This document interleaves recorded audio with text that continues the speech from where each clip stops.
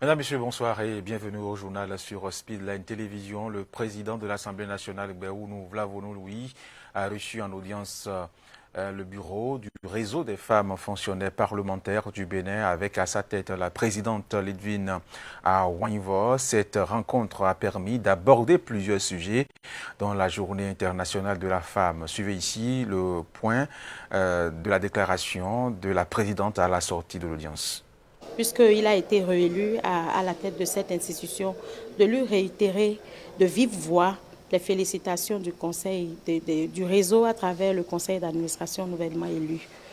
Aussi, nous lui avons présenté nos imminentes activités dans le cadre de la célébration du 8 mars prochainement et qui coïncide aussi avec les 15 ans d'existence de notre réseau d'épanouissement en tant que femme fonctionnaire parlementaire. Au-delà de sa position de première autorité, il nous a donné de sages conseils en tant que bon père de famille. Nous sommes très, très satisfaits et cela témoigne de ce leadership, de son attachement, de son attention qu'il donne aux femmes. Toujours au Bénin, le Conseil des ministres s'est réuni ce mercredi 1er mars 2023 sous la présidence du président Patrice Talon, chef d'État, chef du gouvernement. Le point avec Wilfried Léandre Mbéji. Public, M. Patrice Talon a conduit les travaux du Conseil des ministres de ce mercredi 1er mars 2023, à l'issue duquel les décisions suivantes ont été actées. S'agissant des communications, en point 1, ouverture des filières de formation pour le diplôme de master et le diplôme d'études spécialisées DES en médecine d'urgence à l'Université de Parakou et à l'Université d'Abomey-Calavi, puis attribution de 40 bourses de formation. La médecine d'urgence est d'une importance capitale dans l'accueil et la prise en charge des patients avant leur orientation vers les services spécialisés.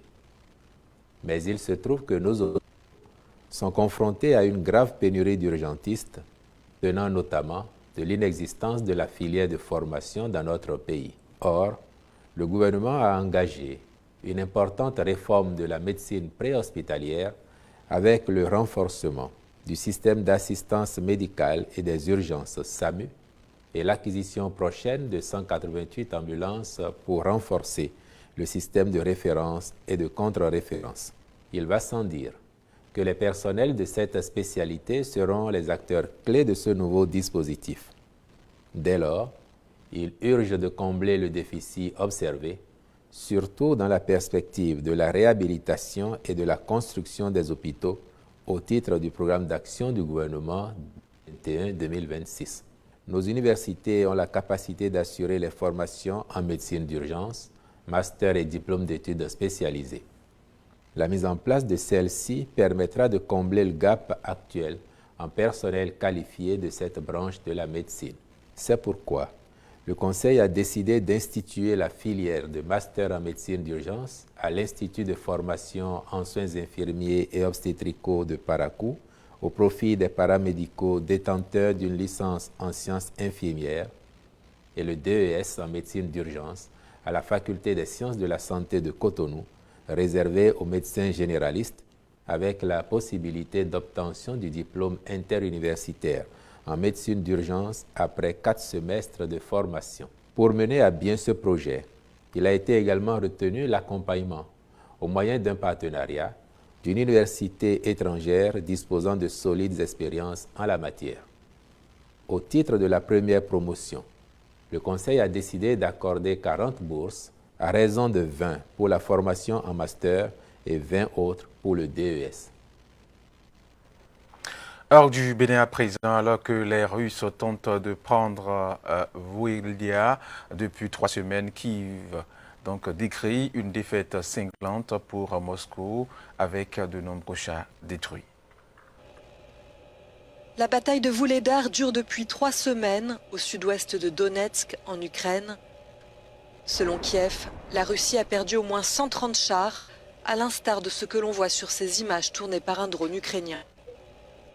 Les autorités décrivent une bataille épique, un revers cinglant pour l'armée de Moscou qui aurait lancé plusieurs assauts pour prendre la ville, sans succès.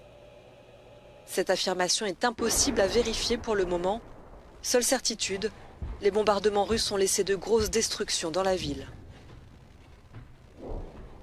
Pendant ce temps, à Bakhmout, dans l'est du pays, le régiment Azov défend toujours une ville que beaucoup estiment perdue pour l'Ukraine.